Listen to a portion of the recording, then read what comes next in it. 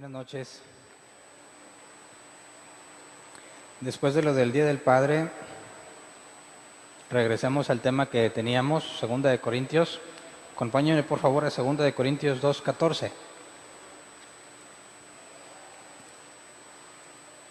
Segunda de Corintios 2:14, Reina Valera 60, sí, esa es. Apenas les iba a decir, ponle la Reina Valera 60, pero así es. Dice, mas a Dios gracias, el cual nos lleva siempre en triunfo en Cristo Jesús, y por medio de nosotros manifiesta en todo lugar el olor de su conocimiento. El nombre del tema de hoy es Siempre en triunfo en Cristo, y de ahí lo estoy sacando, ¿verdad? Siempre en triunfo en Cristo. ¿Cómo está usted, hermano? Victorioso en el nombre de Jesús. Dios siempre nos lleva de triunfo en triunfo y victoria en victoria. ¿Has escuchado esas frases? Seguramente sí, ¿verdad? Ok. Estas frases normalmente las escuchamos aquellos que predican la doctrina del triunfalismo. El triunfalismo es los que buscan en la Escritura o en el Evangelio como la clave, la llave del éxito para triunfar en lo que haces. De manera que cuando analizamos pasajes como este, que nos dice que nos lleva siempre en triunfo en Cristo Jesús, nuestros amigos de la doctrina del triunfalismo lo utilizan como base para su doctrina. Siempre que le preguntes a un cristiano, ¿cómo estás? Bendecido. Bendecido y victorioso, dicen otros. La idea es analizar este tipo de frases porque, ¿se acuerdan que el domingo antepasado analizamos la confesión positiva en el sí y en el amén? Y destruimos por medio de un exégesis de ese pasaje cualquier intento de apoyarse en la declaración, en la confesión positiva. Cuando hablamos del triunfalismo, también se mezcla con la confesión positiva y declaran la victoria en sus vidas, ¿verdad? ¿Alguna vez declaraste victoria en algo? Entonces ya vimos que la idea de la confesión positiva y el declarar cosas es echada por tierra según la Escritura. Veamos ahora el tema del triunfalismo. No para echarlo por tierra, sino porque es lo que seguía. Y analizando el contexto del capítulo 2, podemos sacar conclusiones muy interesantes en cuanto a este tipo de doctrina. Siempre en triunfo. ¿Quién viene en triunfo el día de hoy? ¿Quién viene en victoria? Yo sé que ya no me van a decir aquel que se sentía victorioso y triunfante. Quisiera que me pusiera mucha atención en lo que vamos a analizar hoy. Entonces, la idea es que analicemos el capítulo 2, que es de donde estamos sacando este pasaje inicial, y saquemos conclusiones bíblicas al respecto, ¿ok? Entonces, recordemos que ya hace 2 domingos analizamos Primera de Corintios, ¿verdad?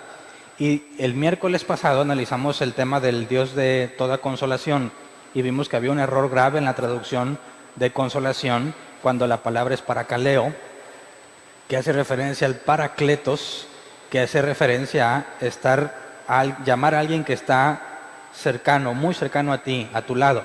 Entonces, el Dios de consolación no es el que te hace sentir mejor. Yo sé que Dios te hace sentir mejor, pero la definición de consuelo es mitigar el dolor.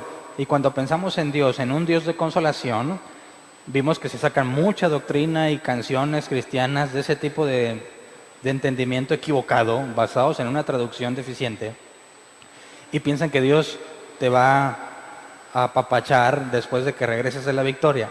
Pero según el original, Dios nunca se apartó de ti. Y si Dios estuvo contigo en la batalla, no tienes por qué venir derrotado, ¿verdad? Entonces, aquí entra muy de la mano en esto. Si siempre estamos en triunfo, pareciera que es porque tenemos el Espíritu Santo y que Pablo nos está diciendo que si tenemos el Espíritu Santo, siempre vamos a triunfar. Bueno, analicemos el contexto para situarnos en el momento en que Pablo dice eso y considerar también el contexto histórico-cultural de lo que está diciendo Pablo. Para empezar a agarrar el hilo en el contexto, vamos a 2 de Corintios 1, 23 al 24. 2 de Corintios, capítulo 1, 23 y 24, dice, por mi vida pongo a Dios por testigo de que es solo por consideración a ustedes, por lo que todavía no he ido a Corinto. No es que intentemos imponerles la fe, sino que deseamos contribuir a la alegría de ustedes, pues por la fe se mantienen firmes. Y la idea de mencionar esto es que el miércoles pasado analizamos la defensa de Pablo ante la acusación de ser inconstante, que Pablo se defiende que había querido ir, que siempre no fue, y algunos lo acusan de que sí es el siempre. Y si se dice que va a hacer algo y no lo hace, ¿cómo podemos confiar en que su evangelio es genuino? Entonces Pablo presentaba defensa de que si no había ido era por una buena razón y que el mensaje que él había predicado de Jesús y la enseñanza de Jesús no eran inconsistentes a pesar de que no había cumplido con su palabra de ir.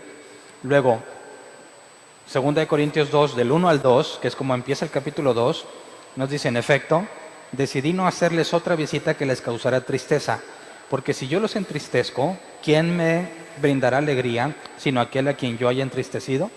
Así que el capítulo 2 empieza explicándonos por qué no fue a visitarlos. Y recordemos brevemente todo el contexto de la segunda carta a los Corintios. Recordemos que el domingo antepasado dijimos que para nosotros es la segunda carta, pero según la información que revela la Escritura, mínimo es la cuarta carta. Vimos que cuando fue enviada Primera de Corintios, ya había una carta previa, ¿verdad? Donde le habían hecho preguntas a Pablo. Entonces, lo que nosotros llamamos Primera de Corintios es la segunda carta, en realidad. Pero la primera está perdida, nadie la tiene. Luego vimos que Pablo quería ir a Efeso, ¿verdad? Y había dicho que vendría. Pero vimos en el contexto y demostramos al principio con ciertos pasajes donde antes de escribir 2 de Corintios hubo otra carta de la que va a mencionar, una carta que escribió con tristeza. Y esa carta hacía referencia a una visita previa porque había ido a defender su posición como apóstol ante falsos apóstoles que lo acusaban. Entonces, cuando está hablando aquí, decidí no hacerles otra visita que les causara tristeza, nos está haciendo ver que ya había ido para poder debatir con los falsos apóstoles. Y luego nos dice, porque si yo los entristezco, ¿quién me brindará alegría sino aquel a quien yo haya entristecido?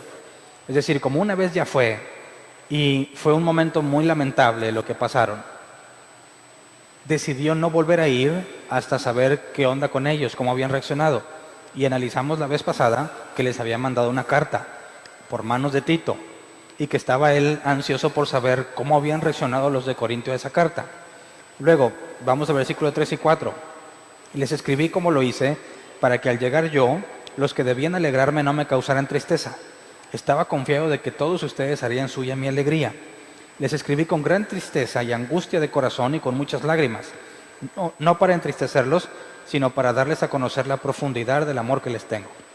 Así que aquí nos deja ver que antes de esta carta hubo otra que también está perdida, nadie la tiene, pero que habló de temas que le provocaban mucha angustia y tristeza. Y dice que la idea no era simplemente hacerlos sentir mal, sino mostrarles el amor. Entonces fíjate cómo la relación entre Pablo y los de Corinto estaba complicada. Los falsos apóstoles llegaban, desacreditaban a Pablo y los corintios creían a esa desacreditación y Pablo tenía que defenderse. Y con la forma en que los escribió, Pablo está muy preocupado por la forma en que van a reaccionar.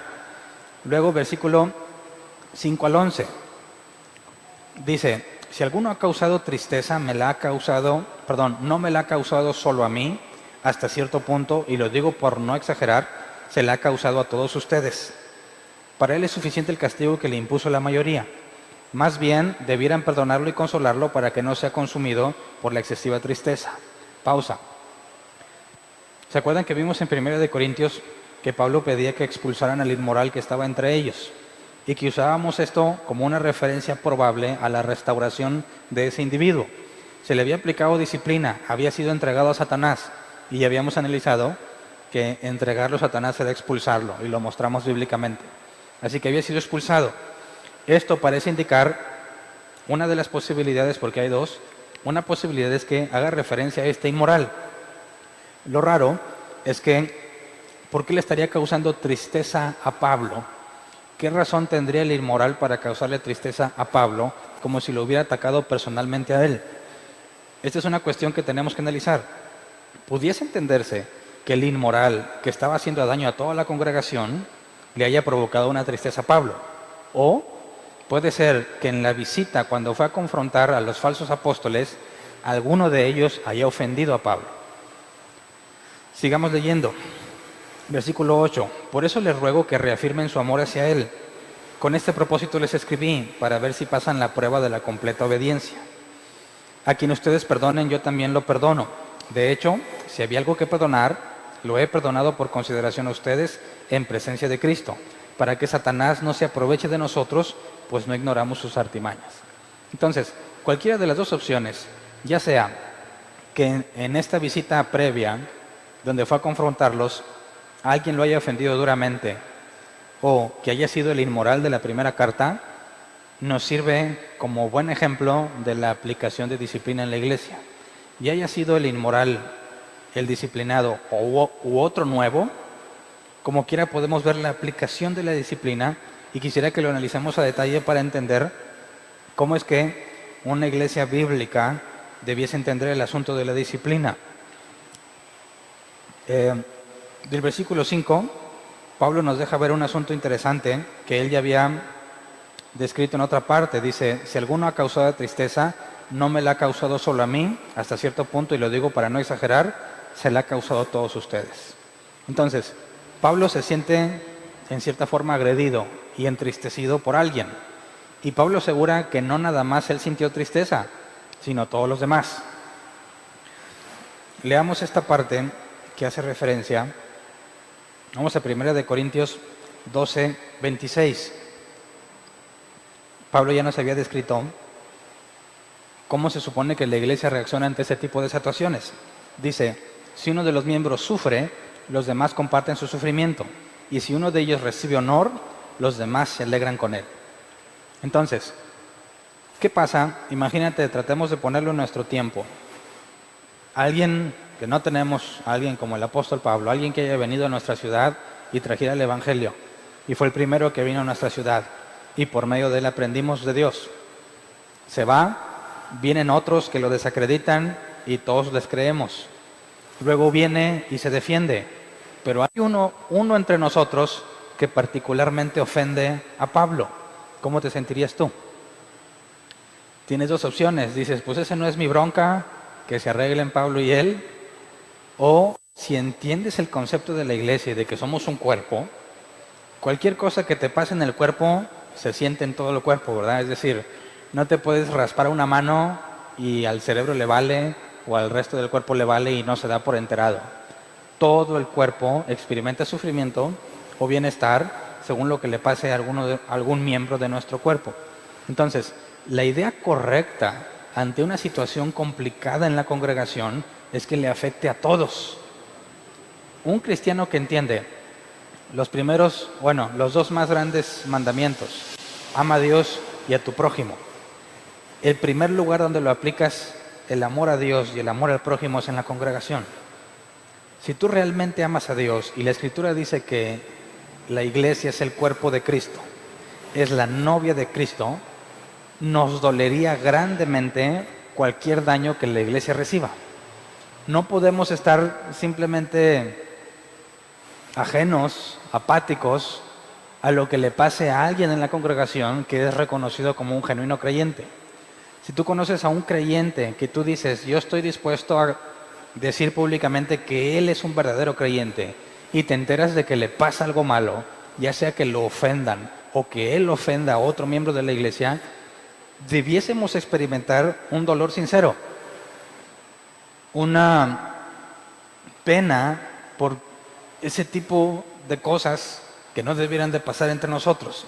Entonces Pablo se refiere a los corintios como personas que comprenden que somos un cuerpo en Cristo. Y Pablo dice, cuando me ofenden a mí, cuando me hacen entristecer a mí, dice, yo sé que también a ustedes. De manera que es del interés de todos que nos llevemos bien unos con otros.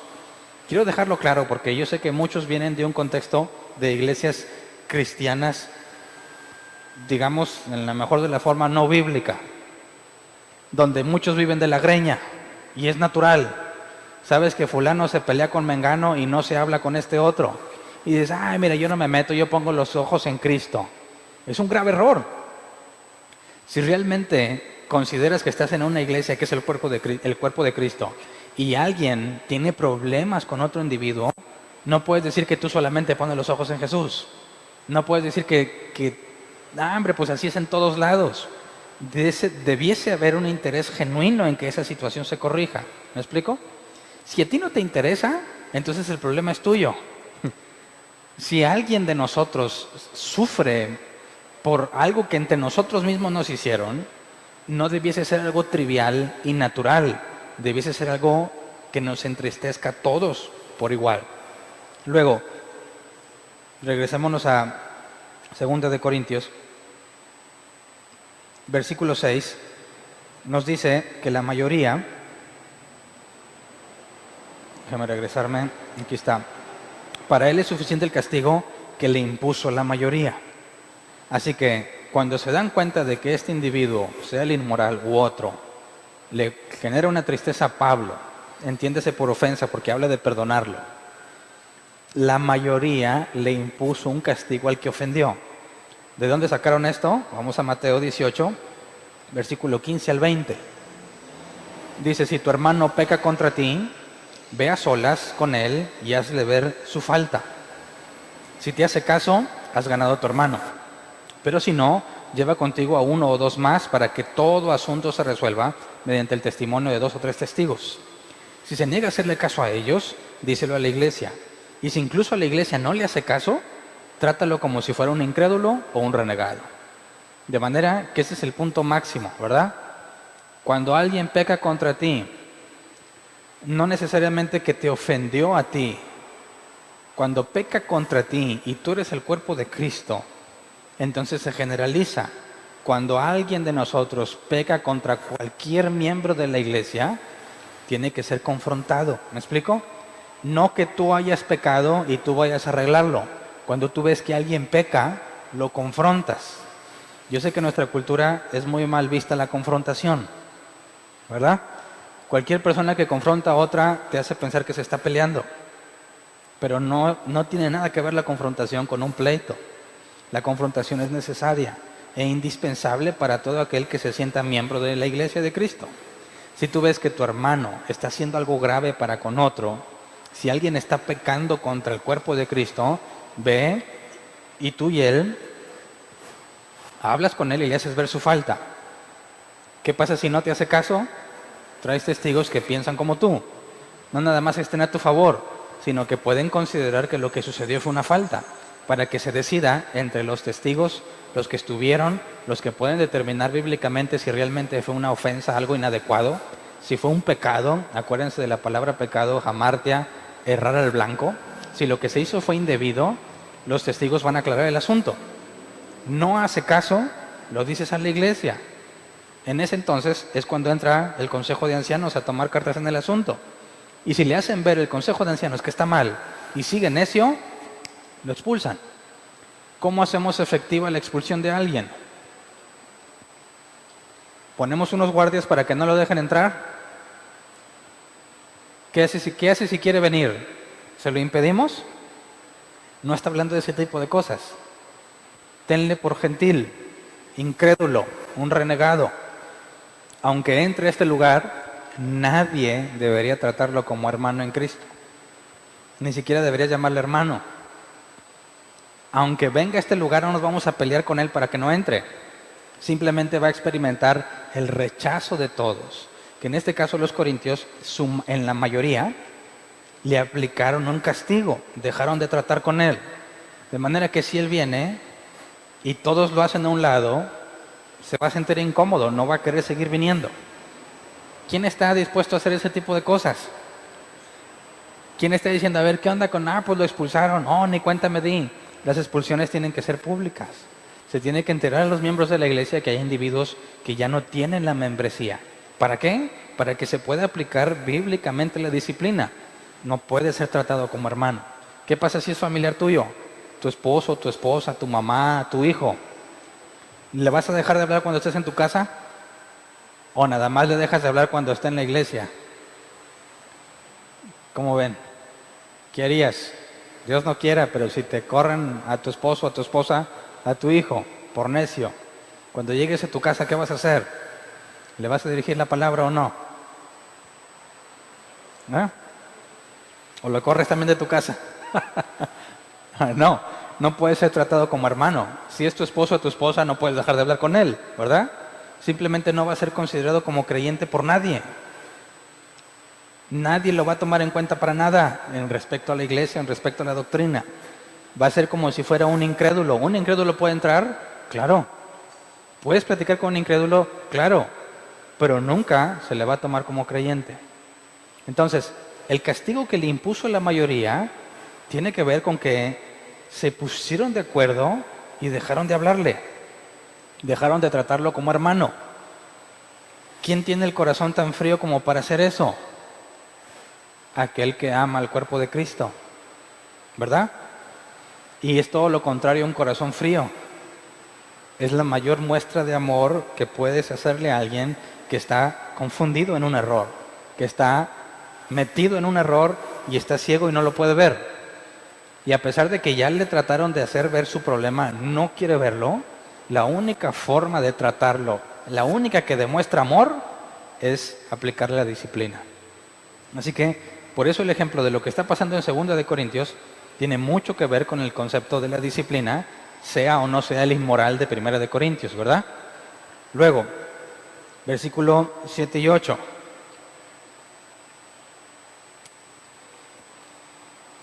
Más bien debieran perdonarlo y consolarlo para que no sea consumido por la excesiva tristeza. Por eso les ruego que reafirmen su amor hacia él. Así que, una vez que están viendo que está muy triste y que tiene mucha tristeza, no poquito triste, ¿verdad? No se ha consumido de excesiva tristeza. Cuando ya dio unas muestras y señales claras de que hay un arrepentimiento, de que está triste porque ya no es considerado miembro de la iglesia, entonces debe ser perdonado. Y quisiera que entendiéramos la palabra perdonado en el original. La palabra perdonado es charizomai, que se traduce como dar algo gratuitamente, mostrar favor a alguien, y se explica sin que tenga méritos aquel que lo recibe. Es decir, perdonar es darle algo gratuitamente. En pocas palabras, yo he visto que muchos lo definen, aunque el diccionario no lo dice así, muchos lo definen como negar tu derecho a vengarte, negarte a ti mismo a tu derecho de desquitarte. Gratuitamente, aunque no lo merece, lo vuelves a tratar como hermano. De eso habla el perdonar. Y cuando habla de consolarlo, no es decirle, ya, pobrecito, te fue muy mal, ya no estés triste. No, la palabra consolarlo es parakaleo, que se traduce como llamar a alguien que es muy cercano. Entonces, cuando una persona es restaurada porque tiene síntomas evidentes de que está triste por lo que hizo, de que hay un arrepentimiento, entonces nos acercamos otra vez, somos cercanos a él de nuevo, y a eso se refiere el consolarlo. Lo volvemos a tomar como parte del grupo, lo volvemos a invitar a donde vayamos, lo volvemos a considerar como miembro de la iglesia. Así que en ningún momento se nos pide que le sobemos el lomo y le digamos cuánto sufriste, porque no nos arrepentimos de que haya sufrido. Al contrario, nos alegramos de que haya sufrido, porque así pudo experimentar el arrepentimiento, ¿verdad? Si tu hijo estás insistiendo que no brinque de un lado a otro porque se va a caer y se cae y no le duele, ¿qué crees que va a volver a hacer? Va a volver a brincar. ¿Qué tal si se cae y le dolió? Va a aprender la lección. Hay unos muy necios que se tienen que caer otra vez y les va a doler más, pero ya no lo van a volver a hacer. Así que el sufrimiento que experimenten mientras están en disciplina, no nos arrepentimos de eso, no nos sentimos mal por eso. Al contrario, qué bueno que te dolió, en el buen sentido. Qué bueno que sufriste, porque de no haber sido por eso no estarías aquí. De no haber sido por eso, seguirías igual de cabezón y necio, y no hubieses entendido el error en el que estabas. Así que hablar de consolarlo es volver a tomarlo en cuenta, volver a ser cercanos a él, porque el castigo que se le impuso era apartarnos de él. ¿Me explico? Luego, regresemos, versículo 9. Con este propósito les escribí, para ver si pasan la prueba completa de obediencia. A quienes ustedes perdonen, yo también lo perdono. De hecho, si había algo que perdonar, lo he perdonado por consideración a ustedes en presencia de Cristo. ¿Cuál es la prueba completa? Dice otra vez el 9. Con este propósito les escribí para ver si pasan la prueba de la completa obediencia. ¿Qué tan difícil crees tú que sea pasar por el proceso de disciplinar a alguien y no desviarte en el proceso? ¿Cuáles son las áreas peligrosas al aplicar disciplina a alguien? Mira, cuando una persona ofende a otra y todos reconocemos que lo que hizo es una ofensa incorrecta, algo indebido, es muy fácil que generes coraje.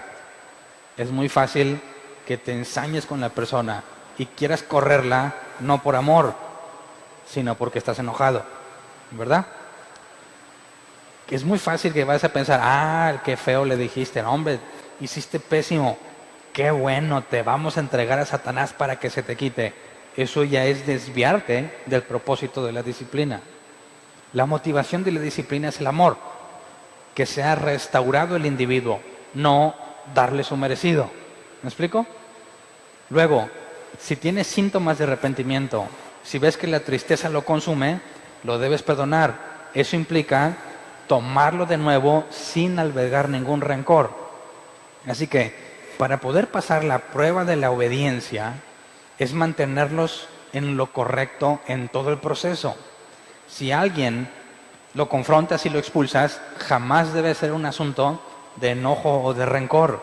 Debe ser un asunto de amor. Darle su última oportunidad de expulsarlo. Sabremos si realmente el Espíritu Santo está con él o no. Y si lo que hizo fue muy grave y ahora anda de arrepentido, entiéndese de arrepentido es que hay evidencia del arrepentimiento, No como esos viejos mañosos que engañan a la mujer y luego la quieren convencer con serenata y un ramo de flores. Eso no funciona, eso no es bíblico, eso no demuestra nada. Podrá demostrar que está interesado en arreglar el problema, pero eso no demuestra que ya cambió. La excesiva tristeza de la que se habla aquí es algo que se ve en sus cosas, que hace, en sus obras. Nunca aceptes a un infiel si no te ha dado evidencia contundente de que ya no es. ¿Me explico? Si te dice de palabras que estoy muy arrepentido, ahora sí ya entendí todo, mira, de lengua me he hecho un taco. Y eso, no caigas en ese juego. Estás bien arrepentido, estás bien arrepentida, déjame verlo, y eso toma tiempo. ¿Ok? ¿Verdad? Entonces, cuando ya dio evidencia de que sí, ¿qué tenemos que hacer? Aceptarlo.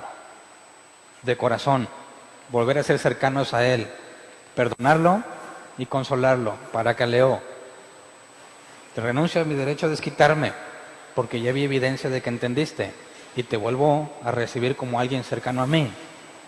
Entonces, Pablo les escribe, así como lo castigaron, ahora perdónenlo, a ver si pasan la prueba de la completa obediencia, a ver si son capaces de aplicar las dos cosas y mantenerse firmes en lo que Dios ha determinado, hacerlo de la forma correcta. Y luego dice el versículo 11, para que Satanás no se aproveche de nosotros, pues no ignoramos sus artimañas. Y acuérdense que la palabra Satanás no existe en el original, es Satán, proviene del hebreo acusar.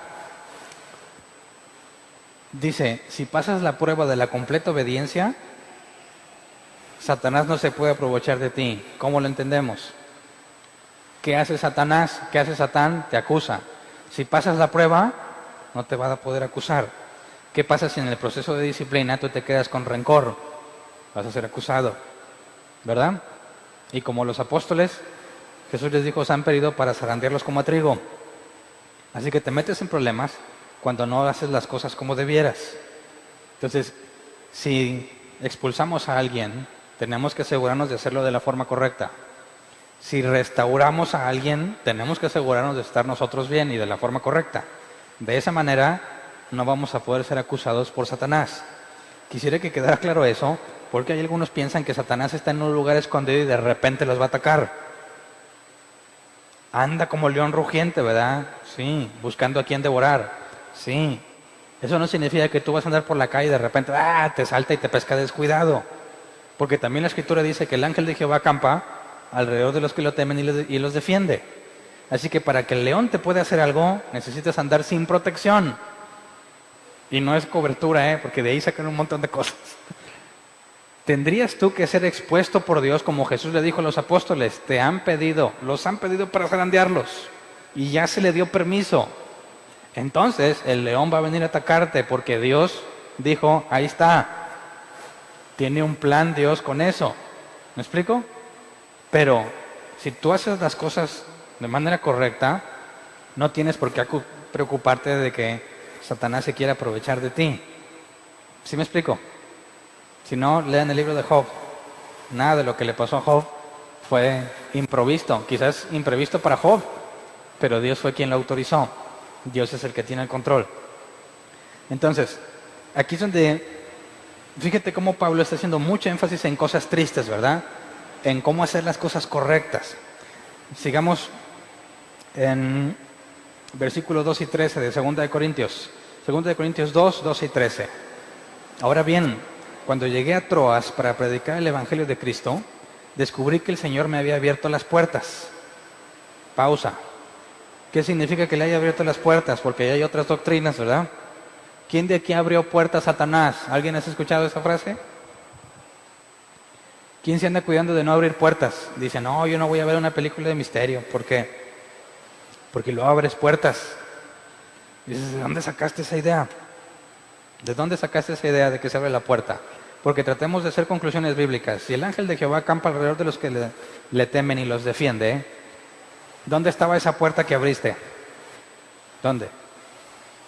¿En ti? Dice, no, está en tu corazón. Ah, en mi corazón abro una puerta. ¿Estoy viendo una película de terror? No te digo que eres libre de verla. Allá tú. Todo me es lícito, pero no todo me conviene.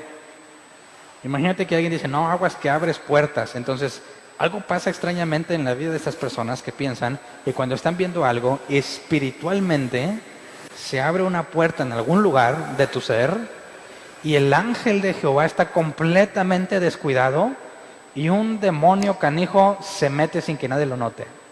Ni el cristiano se da cuenta, ni el ángel se da cuenta, ni Dios. Entonces terminas endemoniado por cosa que estuviste haciendo porque abriste puertas.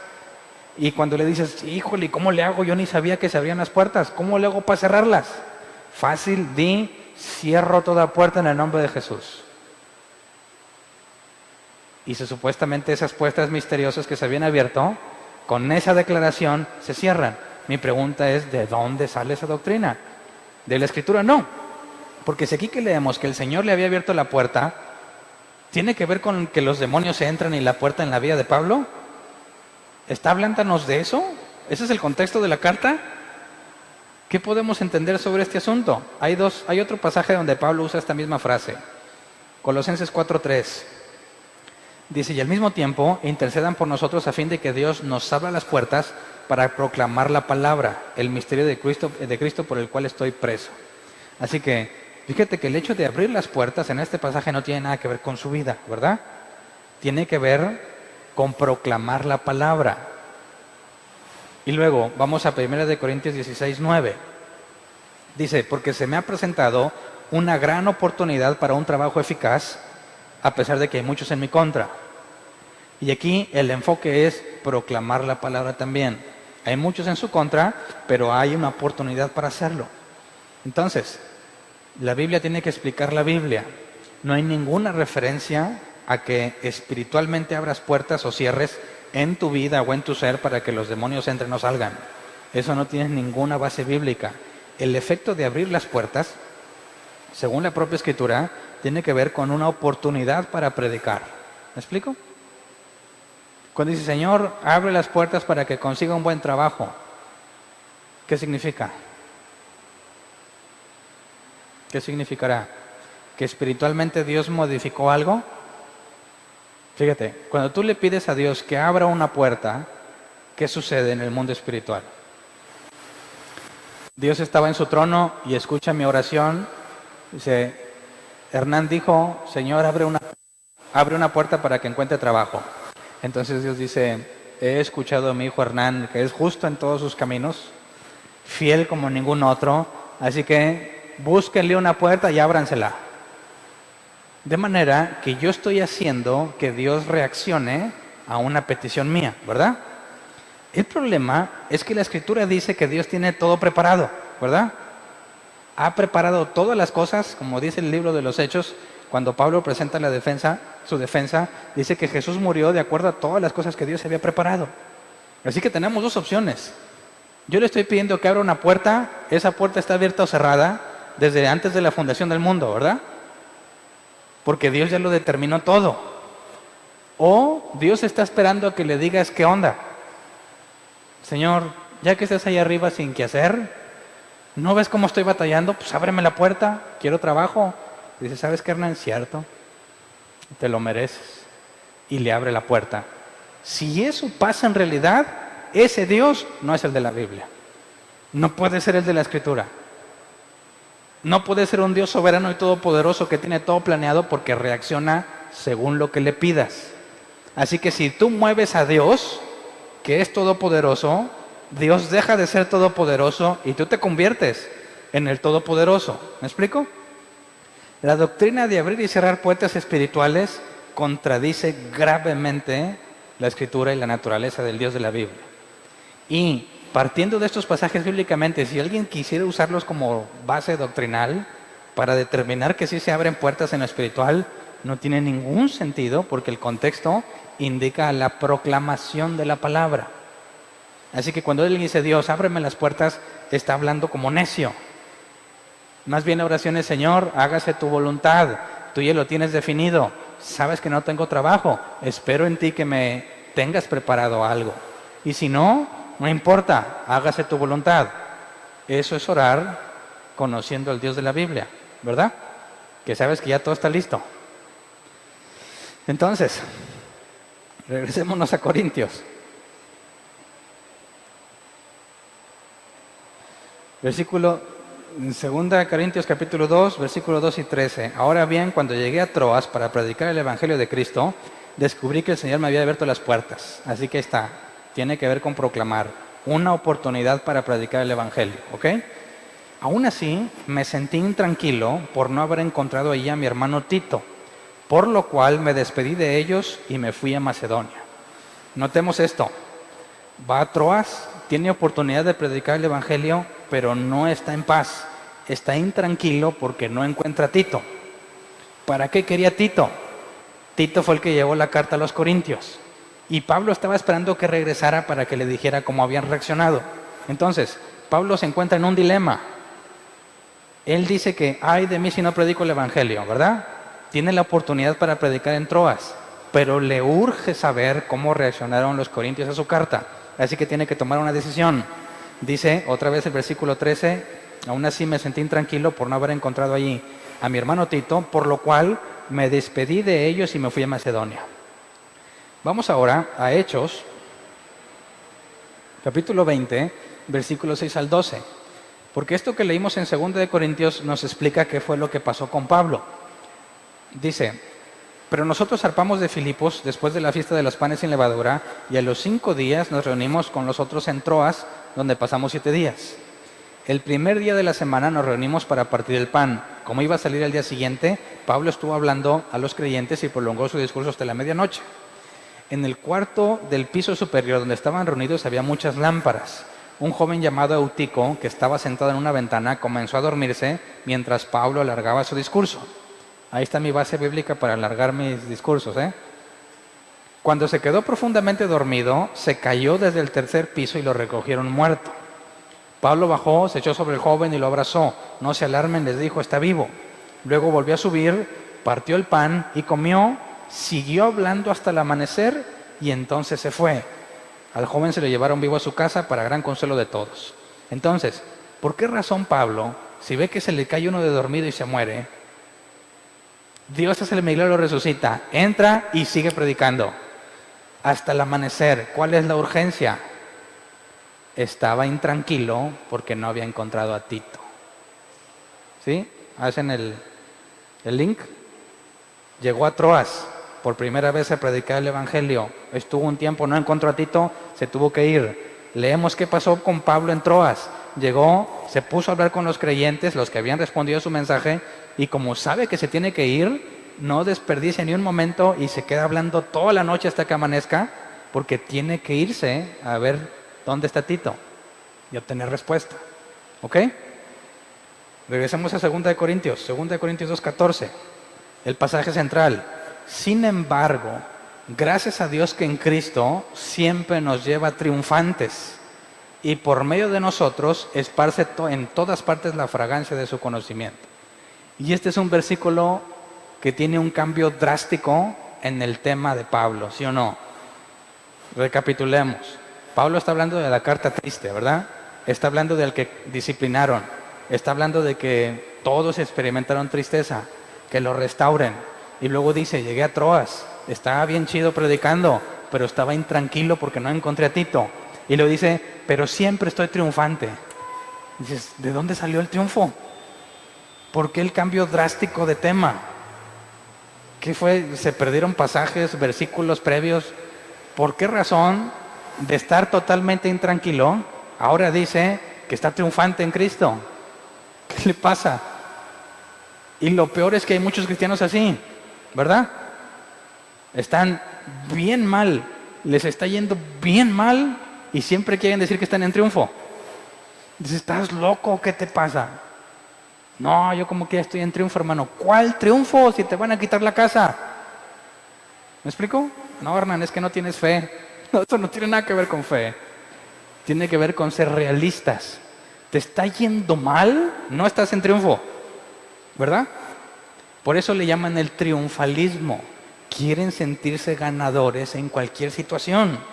Cuando la Escritura en ningún momento te da una base para que digas, no, yo siempre estoy triunfando. No es cierto, te engañas a ti mismo. Entonces, ¿de qué habla este pasaje? Fíjate, sin embargo, gracias a Dios que en Cristo siempre nos lleva triunfantes. Pablo está diciendo aquí, según la NBI, que él está triunfante siempre en Cristo, ¿verdad? Vamos a la Reina Valera 60, que es la que leímos inicialmente. Mas a Dios gracias, el cual nos lleva siempre en triunfo en Cristo Jesús. Así que la Reina Valera 60 también parece indicar que el triunfante es Pablo, ¿verdad? Traducción lenguaje actual. Doy gracias a Dios porque nos hace participar del triunfo de Cristo. ¿Y aquí quién es el triunfante? Cristo. Ya no es Pablo, ¿verdad? Entonces, tenemos 2 contra 1. Reina Valera 60 y la NBI indican que Pablo es el triunfante. Y luego, como habla en plural, pues ahí se meten los cristianos también, ¿verdad? No, pues a mí también. Y la TLA dice que no es el triunfo ni de nosotros ni de Pablo, sino de Cristo. ¿A quién le hacemos caso? Vamos al original. En esta situación en particular, la Reina Valera 60 lo traduce literal. Así lo dice, nos lleva en triunfo. Pero eso implicaría que entonces, ¿tienen razón los de la doctrina del triunfalismo? Que realmente Pablo, a pesar de que estaba bien intranquilo y todo el problema con la iglesia en Corinto, ¿está en triunfo? No. Vamos al original. ¿Qué significa nos lleva en triunfo? Porque nos lleva en triunfo es una sola palabra en griego. Una sola palabra, que es triaumbeuo. Triaumbeuo, que se traduce llevar alrededor, hacer un espectáculo de. Necesitamos ahora irnos. ¿Por qué le dicen triunfo? O sea, ¿por qué lo traducen como triunfo si el original es llevar alrededor o hacer espectáculo de? ¿Qué tiene que ver eso con triunfar? El contexto histórico. Cuando salían a la guerra los romanos o cualquier otro ejército y habían ganado, ¿qué pasaba cuando regresaban? ¿Qué pasa si los Tigres o los Rayados ganan la copa en otra parte y regresan aquí a la ciudad? ¿No hacen un desfile? Bueno, en estos tiempos, los romanos, principalmente el imperio que gobernaba todos esos lugares, cuando vencían a otra nación, llegaba el rey victorioso o el comandante a cargo de la batalla. Era un desfile por recibir la victoria, pero siempre traían a un montón de cautivos. Gente que no mataron allá y los traen presos. Y se hace un espectáculo de ellos, porque ellos son la evidencia de que la nación fue derrotada. Así que cuando dice llevar alrededor, hacer un espectáculo de, tendríamos que preguntarnos, ¿de quién está hablando esta palabra? ¿Del rey o general que entra triunfante o de los esclavos cautivos? ¿Quiénes son llevados alrededor? ¿De quién se hace el espectáculo? ¿Del rey o de los esclavos? ¿Quién crees? ¿Qué crees? Cuando dice que nos lleva en triunfo, somos dos personajes en el desfile, ¿verdad? Uno de dos. ¿Somos el rey o somos el cautivo? Cuando Pablo dice que nos lleva en triunfo, ¿qué más dice la Reina Valera 60? Nos lleva a triunfo en Cristo, ¿verdad? Así que en ese desfile, ¿quién viene también? Cristo, ¿verdad?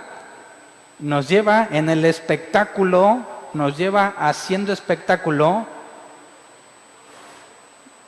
de Cristo, en Cristo Jesús. Así que tenemos dos opciones. Si yo soy el rey en ese desfile, ¿qué está haciendo Jesús ahí?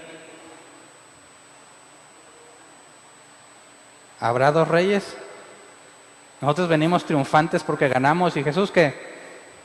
Dice, no, en Cristo significa que eres cristiano. No, eso es ponerle de tu cosecha. Lo que el original dice, nos lleva como haciendo espectáculo con Cristo. Así que el único rey en ese desfile, ¿quién va a ser? Cristo. Entonces, ¿quiénes somos nosotros? ¿Los triunfantes o los cautivos? Que Pablo nos responda. ¿Cómo se presentaba Pablo siempre en sus cartas? ¿Como quién? Siervo de Jesús, esclavo de Cristo. ¿Qué te hace pensar que cuando dice que nos lleva en triunfo, él ya no se ve como esclavo, sino como rey? Es imposible. Sería una contradicción para Pablo, quien siempre ha dejado en claro que él es un esclavo de Jesucristo. Así que cuando dice la Escritura que nos lleva en triunfo en Cristo Jesús, el sentido correcto del original es que nosotros somos los esclavos de Jesús. Jesús viene entrando triunfante porque dice, en el mundo tendréis aflicción, pero confiad, yo he vencido al mundo, ¿verdad? Así que Cristo, donde quiera que se va a predicar el Evangelio, Cristo triunfa. ¿Y quiénes son esos cautivos que son un espectáculo para los demás? ¿Quiénes son la evidencia de que Cristo ganó? Nosotros los cautivos. Así cuando decimos que estamos siempre triunfantes, es una barbaridad. Es una barbaridad pensar que tú eres el rey en el desfile. Tú eres el esclavo, entonces ¿cuál es el mérito de aquí? Pues si yo no gané nada. No, ¿qué clase de rey es el que te tiene cautivo? Checa, ¿qué hace el rey cuando vence a una nación? Los mata a todos, pero deja a unos como evidencia de la victoria, como botín, a unos esclavos. ¿Qué somos nosotros de Jesús? Sus esclavos. ¿Eso es una buena o una mala noticia? Pues depende de qué clase de rey es, ¿no? Así que, ¿será una buena noticia que nosotros siempre vengamos como esclavos de Cristo? Claro, es la mayor felicidad que podemos experimentar. No morimos en batalla, no nos aniquiló, preservó nuestras vidas para estar a su servicio para siempre, que es lo que pasaba con los esclavos de guerra, ¿verdad? Según la Biblia, todos somos esclavos de alguien, de Dios o del diablo. Tú nunca estás en calidad de rey, tú nunca estás en calidad de autoridad.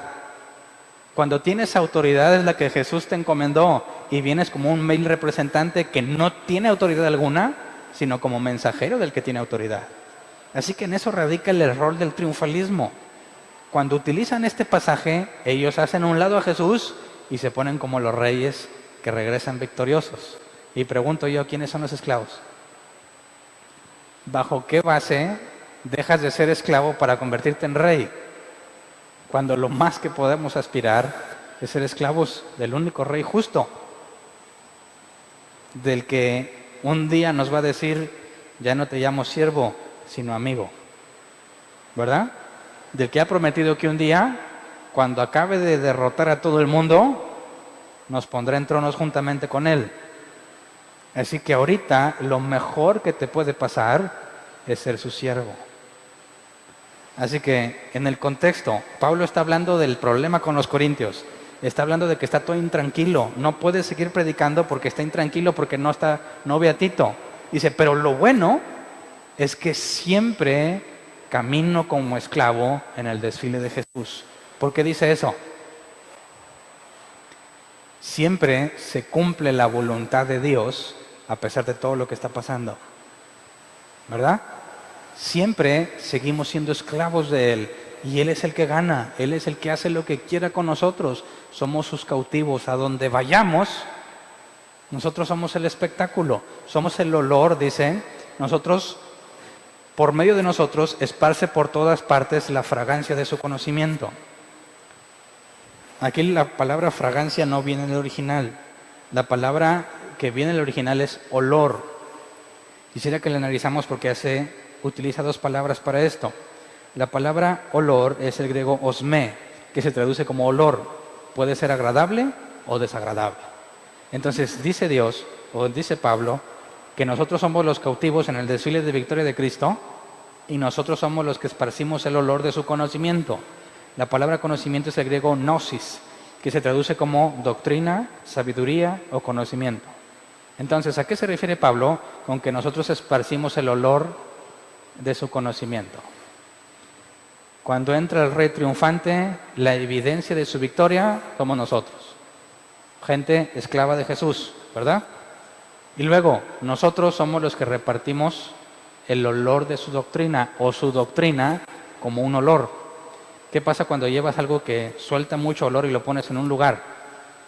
¿Qué empieza a notar toda la gente que está ahí? ¿Sabes? Huele a palomitas. ¿Verdad? Si tú quieres que todo el mundo se dé cuenta de las palomitas, ponlas en el micro, ábrelas y el olor es el trabajo. En el desfile donde vienen los cautivos, ¿quién esparce la victoria del rey como olor? Los esclavos.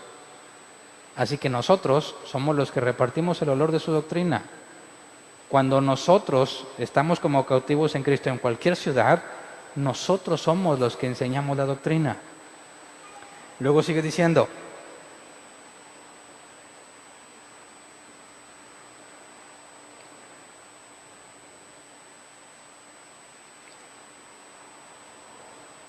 Segunda de Corintios 2:15, porque para Dios nosotros somos el aroma de Cristo entre los que se salvan y entre los que se pierden, versículo 16, para estos somos olor de muerte que los lleva a la muerte, para aquellos olor de vida que los lleva a vida y quien es competente para semejante tarea. Aquí es donde es una mezcla de palabras con la palabra olor y la palabra aroma. Cuando dice el griego olor, osmé, puede ser un olor agradable o un olor desagradable.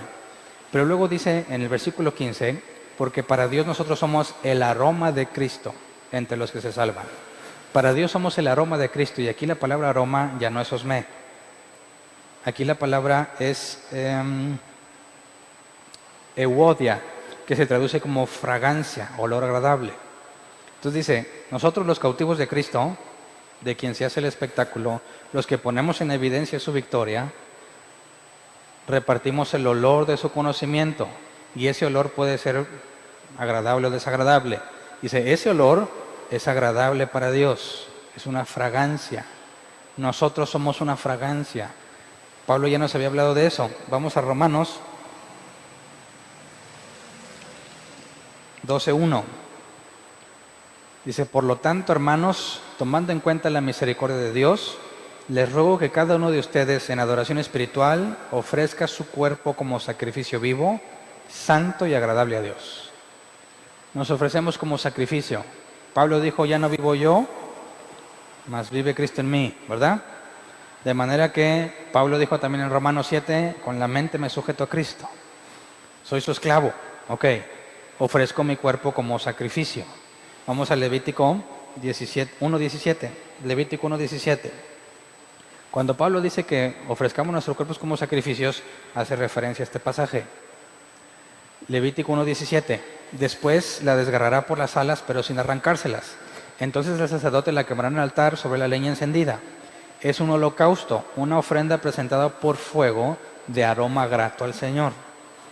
De manera que cuando se presentaba un animal en el altar y la carne se empieza a quemar, ¿a qué huele? Los regios tienen que saberlo perfectamente bien, ¿verdad? El olor a carne asada. Y aquí dice que el aroma de la ofrenda era agradable a Dios. Así que cuando Pablo dice que nosotros somos aroma grato a Él, tiene perfecto sentido con identificarnos con los esclavos. Porque el esclavo muere a sí mismo, no tiene voluntad propia, hace lo que su amo le dice. De manera que para lograrlo, sacrificas tu cuerpo. Dices, Dios, no voy a hacer lo que yo quiero, lo que yo siento, sino lo que tú quieres. Y ese espectáculo para Dios es algo agradable, es como olor fragante. Las personas son esclavas de Cristo y es lo mejor que les puede pasar. Se sacrifican a sí mismos por hacer lo que Dios quiere. Es un olor agradable. Pero, versículo 16, para esto somos olor de muerte que los lleva a la muerte.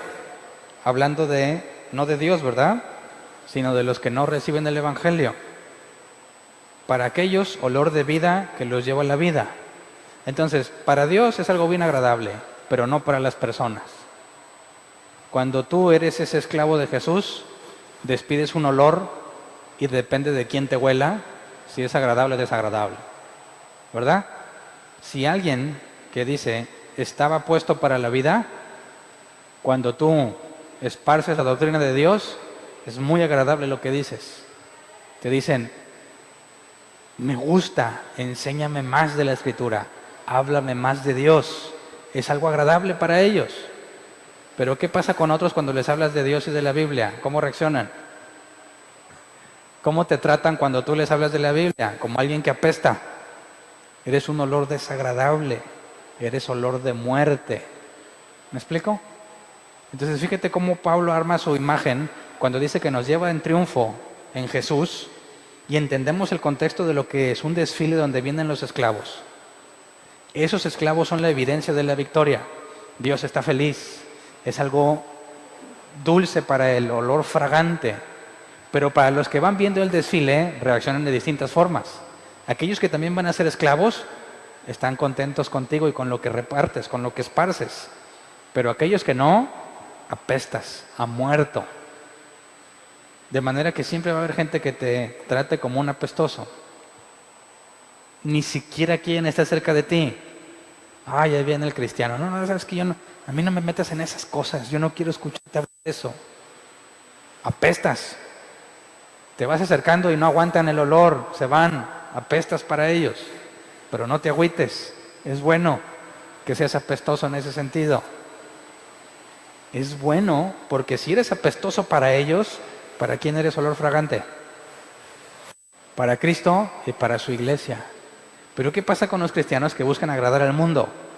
Huelen rico para el mundo. Por consecuencia, apestan para Dios y para la iglesia. ¿Verdad? ¿Te ha pasado que estés escuchando la doctrina antibíblica de una persona? ¿Qué sientes? ¿Amor? ¿Alegría? ¿Paz? ¿O se siente, como dirían unos, un celo santo? Dices, no lo puedo soportar. Apesta eso que estoy escuchando. No aguanto estar en este lugar. No lo tolero. ¿Verdad? Bueno, ellos sienten lo mismo contigo. Es recíproco. Pero tú tienes que escoger para quién quieres ser olor agradable. Si modificamos el evangelio para que vengan los del mundo y digan, oye, aquí se está uno muy a gusto, me dicen puras cosas chidas, puras promesas, dicen que siempre voy a ir de triunfo en triunfo y de victoria en victoria, dicen, rico huelen estas gentes. Eso es una grave señal, ¿verdad?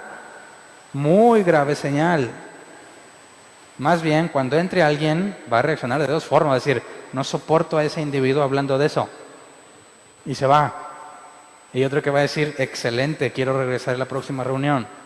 Así que es obligación, si estás en el camino correcto y si estás esparciendo la doctrina correcta, es necesario que seas un apestoso para aquellos que no son de la iglesia. No son de la iglesia, no me refiero a que no se congreguen ahorita, sino según la elección de Dios que Jesús enseñó y que la carta de los Romanos enseña, están puestos para vida eterna o para separación eterna. Aquellos que fueron predestinados, cuando te escuchen, en el momento que son llamados, es lo más grato que van a escuchar. Aunque les digas puras cosas bien básicas. Aunque digas, no, yo no sé mucho, pero mira, pues la Biblia dice esto y lo otro. Y ellos, oh, qué interesante. Tú dices, es lo más básico, ya todo se lo sabe. No, cuéntame más. Olor fragante. Pero con los otros, por más que le digas, no, mira el original y eso, apesta. Así que no te preocupes. Cuando apestes, primero asegúrate que estás haciendo lo correcto, ¿verdad? Que estás enseñando lo correcto. Y ya si apestas, pues ya ni modo. Ya no es cosa tuya. Pero Pablo dice al final del versículo 16, ¿y quién es competente para semejante tarea? De manera que una vez más se identifica no como el triunfante, sino alguien que no tiene capacidad para cumplir. Porque fíjate qué enorme responsabilidad ha puesto Dios en ti. Tú cuando hablas de la doctrina de Cristo, prácticamente lo que tú estás diciendo va a ser usado a favor o en contra de aquellos que te escuchen en el día del juicio. Cuando yo hablo de la doctrina de Cristo a un hombre o mujer y no quiere saber nada, en el día final me va a decir, escuchaste la orden, se te quiso enseñar, se te ofreció y no quisiste, ¿verdad? Y al revés, cuando llegue el juicio para los otros, no para salvación, sino para obras, van a decir, no lo mereces, pero un día Dios te habló por medio de Hernán. Y gracias a eso, aquí estás.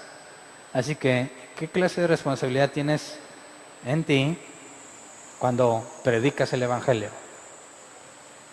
¿De vida o de muerte? Puede ser usado como bendición o como maldición. ¿Qué pasa si enseñamos que Cristo nos tiene de triunfo en triunfo y de victoria en victoria? Ignorando completamente lo que la Escritura enseña. ¿Eres olor fragante para quién? ¿Para Dios? Definitivamente no, por mentiroso, por torcer la Escritura con tal de agradar a las personas. Decir, no, ¿sabes qué? Tú no eres el triunfante, tú eres el esclavo. Se van a burlar de ti, tú eres el espectáculo. Dejas de vivir para ti mismo. Así que, ¿a quién le puede parecer agradable esa noticia? Solo aquellos que están siendo traídos por Dios, ¿verdad? Que dicen, ya no quiero de la comida de los cerdos. Me van a dar sustento. Voy a tener que ponerme dónde vivir. Es mejor que lo que tengo. Gracias Dios. Esos son los enfermos de los que habló Jesús. Yo vine para los enfermos, los que necesitan médico, los que saben que están en el hoyo. Aquel que dice, no, ¿cómo? Yo voy a ser esclavo. ¿Por qué? Si yo soy una buena persona. Para ellos esa idea apesta, ¿verdad? Para ellos no es el Evangelio. Entonces, más nos vale ser bíblicos. Tu predicación, cuando esparzas el olor del conocimiento de Dios, es para bendición o maldición del que te escucha.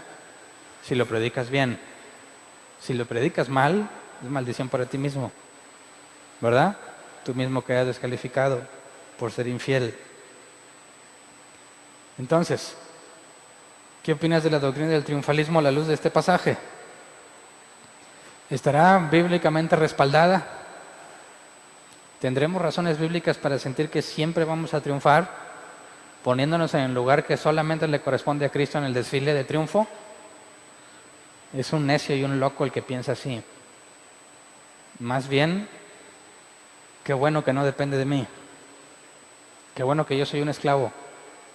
Qué bueno que no soy yo quien toma la decisión en cuanto a mi vida.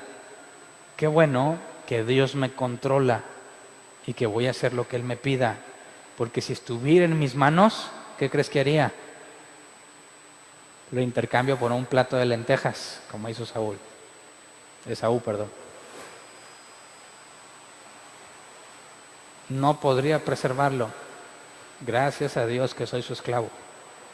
Gracias a Dios que Él tiene el control. De manera que estoy totalmente de acuerdo con Pablo en identificarnos con los esclavos. Y si te duele ser esclavo, tienes que analizar tu vida, tienes un grave problema. No, pero es que yo quiero ser cabeza y no cola. ¿No has entendido que ninguno de nosotros tiene una postura, nunca va a estar en posición de ser alguien elevado? Al contrario, somos la escoria del mundo. De lo más inútil y lo más débil tomó Dios. Y gloria a Dios que somos sus esclavos.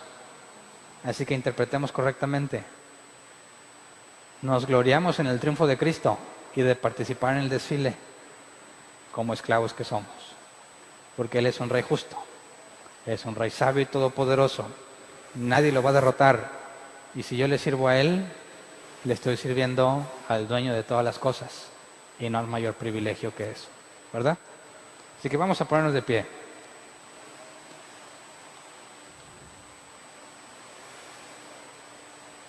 ¿Cuántos se sentían victoriosos? Y ya les arruiné el día. ¿Cuántos querían entrar triunfando como las personas como los generales o los reyes? No. Todos aplaudirán a Cristo porque el mérito es suyo. Vino, separó el trigo y la cizaña, y los que vengamos con Él somos bienaventurados. Roguemos a Dios que nunca pretendamos ser otra cosa que no sea su siervo, ¿verdad? Éramos enemigos suyos, dice la Escritura, ¿verdad? Enemigos de Dios.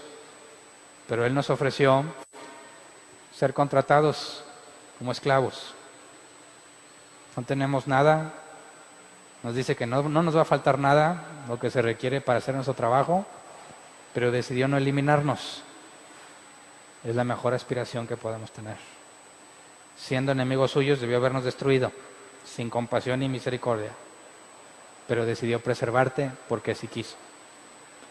Así que puede ser que como Pablo digas, hombre, todo está bien mal, quiero hacer algo para Dios, no estoy en paz, tengo muchos problemas, aquí y allá. Pablo está preocupado por los corintios, tiene que enseñarles rápido a los de Troas, no encuentra a Tito, pero entonces recuerda, pero soy un esclavo de Él, soy un esclavo de Jesús.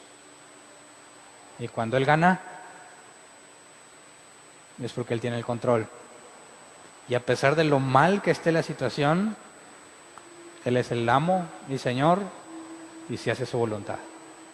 Así que deberíamos sentirnos bien agradecidos. Y oremos para que nunca se nos olvide. Y si tú predicaste eso del triunfo de una manera distinta a esta, pídele perdón a Dios. Enmienda tu error. Si puedes ir con la persona a la que le enseñaste que iba a estar siempre triunfante y de victoria en victoria, dile a Dios, concédeme la oportunidad de enmendar el error que cometí y decirle que me equivoqué. ¿Estarías dispuesto a corregir tu doctrina con tal de ser olor fragante a Dios, a pesar de que les apestes? Es una decisión que cada uno de nosotros debe de tomar. Pidamos ser bien apestosos para los que no son de Dios, gente insoportable para ellos, pero para aquellos que Dios ha preparado, que podamos ser aroma de vida. Y que cuando hablemos, atiendan el mensaje de Cristo y podamos desfilar juntos, como ven. Vamos a orar. Señor, gracias porque no nos has aniquilado, porque con la multitud de nuestros pecados no debiésemos recibir misericordia. Tú nos perdonaste gratuitamente. Nos diste algo completamente inmerecido y nos has apartado como espectáculo para demostrar que tú has vencido. Queremos ser ese espectáculo. Queremos ser la evidencia de que tú tienes poder. Queremos que nuestras vidas sean evidencia de que solo tú gobiernas. Que a pesar de lo indecisos, inconstantes y malos que somos al hacer las cosas, siempre queda en evidencia que somos tus siervos y hacemos tu voluntad. Enséñanos a presentarnos como Pablo enseña, que nuestros cuerpos sean sacrificios. Que digamos, ya no vivimos nosotros, es Cristo en nosotros. Que podamos enseñar a cualquiera que nos cuestione, a cualquiera que nos pregunte, a cualquiera que observe nuestras vidas, que somos humanos igual que ellos, pero hay alguien mucho mayor a nosotros que tiene control de nosotros y nos lleva a hacer lo correcto a pesar de que no proviene de nosotros. Señor, enséñanos a caminar humildes en el desfile de tu victoria, identificarnos correctamente entre los cautivos, que en lugar de ser sacrificados, muertos a espada, decidiste tenerles misericordia y ponerlos a tu servicio. Gracias porque nos has llamado. Gracias porque nos has tolerado todo este tiempo y según tu promesa nos mantendrás firmes. Gracias porque veremos el día en que ese último desfile llegue y descenderemos contigo. Cuando tomes el reino y repartas, como dice la Escritura, compartas el trono con tus hijos, a quienes eran tus siervos, pero les concediste ser llamados hijos de Dios. Concédenos llegar ese día, verlo, gozarnos y alegrarnos, porque siempre fuimos esclavos tuyos, Señor. Concédenos hablar correctamente y ser olor fragante para ti, olor de vida para aquellos que tú has elegido y olor de muerte para aquellos que te rechazan. No nos importa que nos traten como gente que apesta. Lo que nos importa es que siempre seamos agradables ante ti. Que tu Espíritu nos guíe a pesar de lo que queremos. No nos dejes tomar las decisiones que nos parezcan mejor. Concédenos el ser controlados por tu Espíritu para que nos encontremos haciendo tu voluntad. De antemano, gracias por lo que haces en nuestras vidas y por lo que confiamos que harás por medio de nosotros para esparcir el olor de tu conocimiento. Gracias, Señor. Amén. Pueden sentarse. ¿Alguien tiene una pregunta?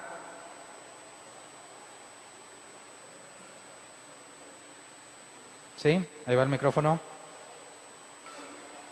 Dígame. Oye, hermano, aún para nosotros como siervos, dulos, Sí.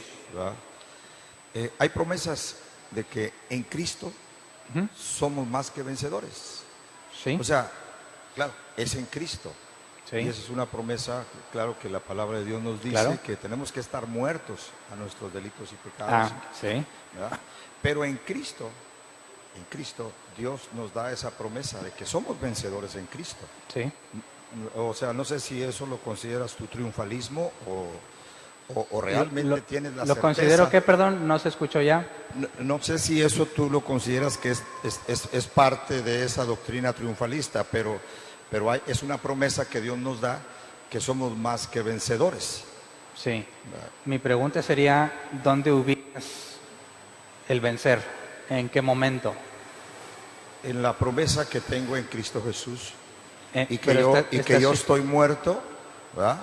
Y que yo nada puedo, Sí. pero sé que Él me va a llegar a esa tierra firme, a Ok. ese puerto, Ok. en donde le voy a ver, porque Bueno. sé que Él me eligió. Claro, replanteo mi pregunta. ¿En qué momento sabremos quién venció? En el momento en que Él nos da esa promesa. Sí, pero ¿en qué momento se refleja quiénes vencieron? Por ejemplo, Pablo lo apedreaban, lo tuvieron por muerto, lo azotaron, lo encarcelaron. ¿Es eso vencer? ¿Sí? Cuando Pablo hablaba sobre la carrera, de llegar a la meta, ¿dónde está la meta? ¿En qué momento es esa meta? Bueno, ¿Ahorita o el día en que Jesús venga por su pueblo? No, pues mira, hay una promesa. Yo creo que fui elegido por Dios, Sí, y yo tengo esa firme promesa en mi corazón sí, claro. de que yo no me voy a perder. El Ah. Espíritu Santo da testimonio a que soy hijo de Dios. A eso voy. Entonces, al ser hijo de Dios, yo tengo la victoria que Cristo me da. Sí. O sea, yo sé que ¿En por qué mis momento? fuerzas absolutamente nada puedo hacer. ¿En qué momento va a recibir esa victoria? A ver, dímelo tú porque no lo entiendo. Ay, es que es la pregunta. La Biblia dice también, somos hijos de Dios, ¿verdad? Así es. Y Jesús le dijo a los fariseos, ustedes son hijos del diablo. ¿Basado en qué? Porque hacen las obras del diablo, ¿verdad? Porque él conocía a sus ovejas. Ok. Entonces dice, ustedes son hijos del diablo porque hacen las obras de su padre el diablo. Bajo esa misma idea, los hijos de Dios, ¿qué clase de obras hacen? Las de Dios. Los hijos de Dios, las ovejas, pues obedecen su voz, me Ok. siguen. Entonces, ¿por qué razón los creyentes, todos incluidos, muchas veces hacemos las obras de Satanás y no las de Dios? Porque si ya somos hijos de Dios, que lo somos, ¿por qué sigo haciendo obras del diablo? ¿Por qué no nada más hago las obras de Dios? Ahí hay un punto. Pablo explica que Juan explica, el apóstol Juan en sus cartas, somos hijos de Dios, pero todavía no se manifiesta. Cuando Jesús venga por su pueblo, se manifestará quiénes somos. Y el cuerpo que recibiremos está en armonía con nuestro espíritu y ya no pecamos más. De manera que en ese día la promesa de que somos hijos se verá hecha realidad. La promesa de vencer, allá iba mi pregunta, ¿es de que aquí siempre vamos a vencer o de que el día que Él venga por nosotros venceremos al mundo por medio del Cordero que fue inmolado? No, obviamente que aquí vamos a tener derrotas, Exactamente. caídas, porque el apóstol Juan dice que el que diga que no tiene pecado le hace mentiroso a Dios. Ahí es donde el triunfalismo se equivoca. Y el triunfalismo dice, te tiene que ir bien siempre, porque si te va mal estás en pecado. Ese es el error del triunfalismo. Entonces, el decir que somos más que vencedores, el triunfalista va a decir ahorita, y me debe de ir bien porque yo ya vencí. Dicen, Cristo pagó por mí y llevó mis enfermedades, por consecuencia yo ya no me debo de enfermar. No, eso está Y dices, no está puede ser. equivocado. Entonces, el triunfalismo toma pasajes bíblicos y se equivoca en el tiempo de la aplicación. En ese sentido sí entiendo eso, ¿verdad? Que está mal aplicada la doctrina incluso de la confesión, de la Exactamente. declaración, etcétera, etcétera. Entonces, es un hecho, somos más que vencedores, pero aún no se manifiesta. Somos hijos de Dios, pero aún no se ve lo que somos. Tenemos la promesa. Pero entonces, ¿dónde va a estar tu certeza de que tú eres hijo de Dios y te tomas de Romanos 8, 30, 31, 32, que nada nos va a separar? ¿Eso es triunfalismo? O no sé. ¿Que nada qué, perdón? Nada te separará del amor de Dios. Sí. Ni hambre, ni angustia, ni de nada. Claro. O sea, yo me agarro de esa promesa, de que, Sí. porque yo tengo la certeza de que soy hijo de Dios y no me voy a perder. Sí, la Biblia enseña y el No he apóstol- vencido todavía, no he llegado a esa posición de perfección, ¿verdad? Pero Cristo es perfecto. Sí. Y en Cristo Dios me ve perfecto. seremos semejantes a Él. El punto es que la garantía, según el apóstol Pablo, las arras de la promesa es el Espíritu Santo. Así es. Entonces, yo tengo certeza de que soy hijo de Dios si el Espíritu Santo está en mí. Amén. Y me encuentro aún en contra de mi voluntad haciendo lo que Dios quiere. Pablo decía, miserable de mí, lo bueno que quiero hacer no lo hago y lo malo que no quiero hacer termino haciéndolo.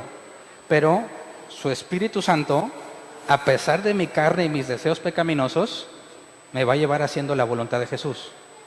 Entonces, la garantía que tenemos de que somos de Él es esa lucha interna que se describe en Romanos 7, que hay cosas buenas que quiero hacer y no puedo, y cosas malas Sí, que no eso quiero me hacer. queda claro.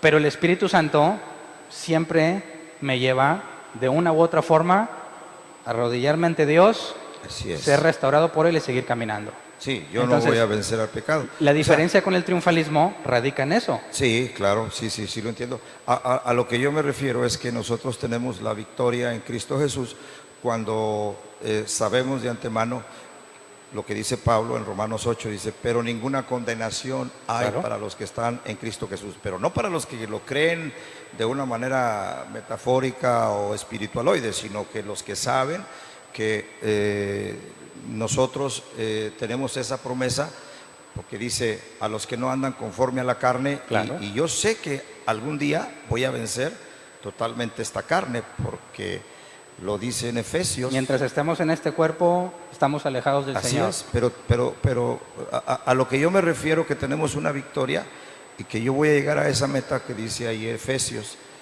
a que dice que yo tengo que llegar a la estatura. La glorificación. Así es. Claro, Bueno, en eso no- estamos completamente de acuerdo. Ok. Interpretar el pasaje de siempre más que vencedores, tenemos que llevarlo a su contexto correcto del día en que serán reveladas quiénes son las ovejas de Cristo. Cualquier intento de aplicarlo en la situación de nuestra vida diaria y decir que siempre me debe ir bien porque soy más que vencedor, eso ya es caer en triunfalismo. Perdón.